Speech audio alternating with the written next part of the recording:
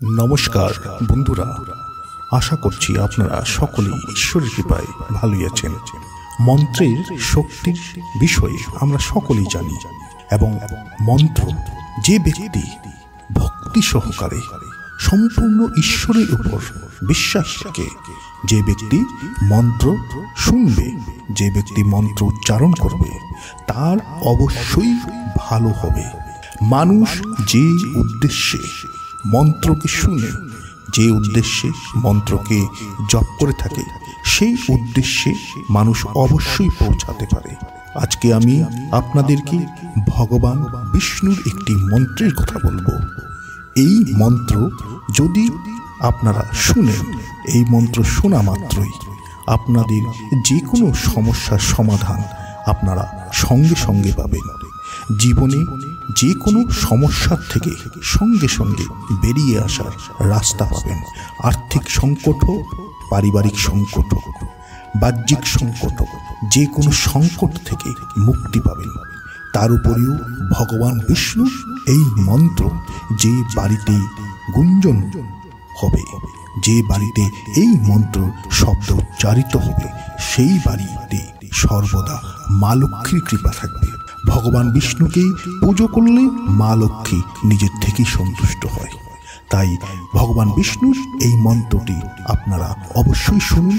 দিনের যে কোনো সময়ে এই মন্ত্রটিকে শুনুন। তবে আমি আপনাদেরকে বলবো, সকালবেলা ঘুম থেকে উঠে পরিষ্কার হয়ে স্নান আদি করে এই মন্ত্রটিকে শুনবেন। তার মূলত কারণ হচ্ছে, সকালবেলা আমাদের মাথা প্রকৃতভাবে ঠান্ডা থাকে।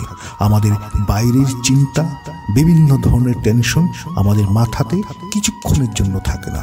সেই সময় যদি আমরা মন্ত্রকে শুনি, সেই সময় যদি আমরা মন্ত্রকে জপ করে থাকি, তাহলে আমরা অবশ্যই ঈশ্বরের প্রতি আকৃষ্ট হতে পারি, আমরা ঈশ্বরকে আকৃষ্ট করতে পারি।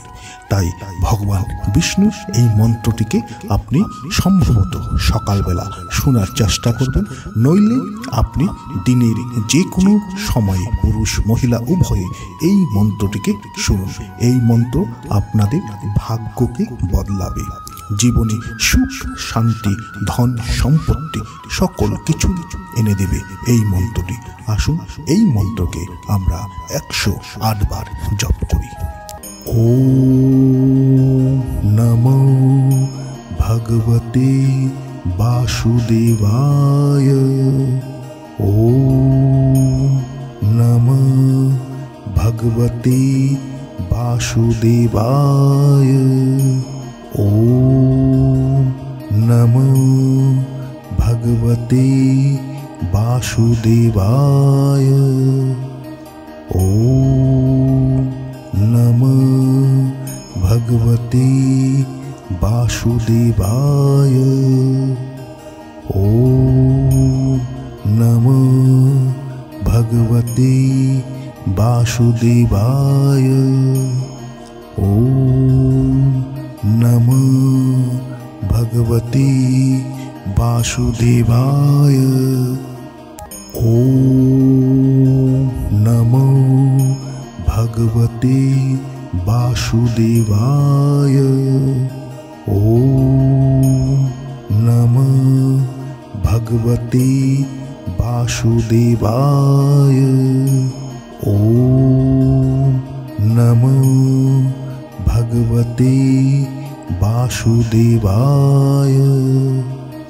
ওম নমো ভগবতে বাসুদেবায়। ওম নমো ভগবতে বাসুদেবায়। ওম নমো ভগবতে বাসুদেবায়। ওম নমো ভগবতে বাসুদেবায়। ওম নমো ভগবতে বাসুদেবায়। ওম নমো ভগবতে বাসুদেবায়। ওম নমো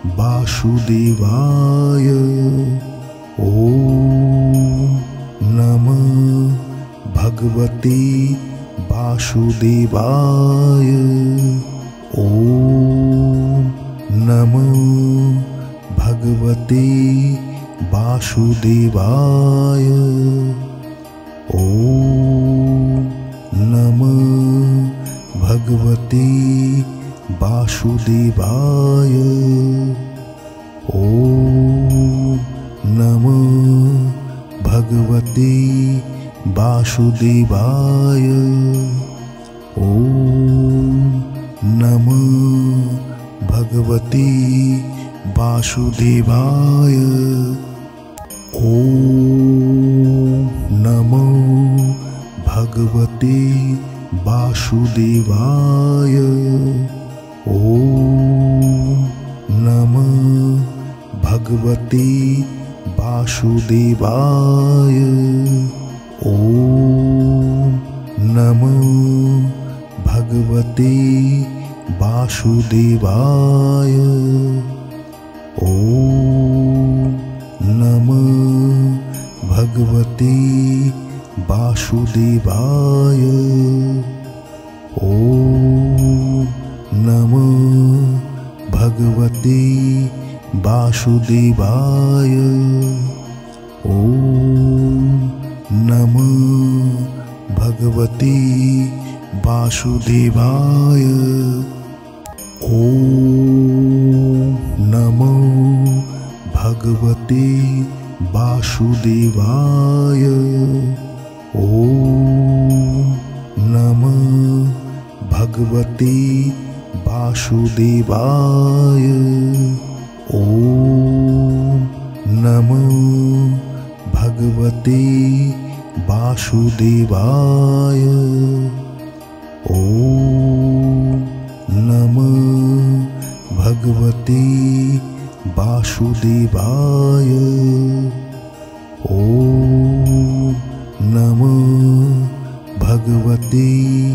वासुदेवाय। ॐ नमः भगवते वासुदेवाय। ॐ नमः भगवते वासुदेवाय। ॐ नमो भगवते वासुदेवाय। ॐ नमः भगवते वासुदेवाय। ॐ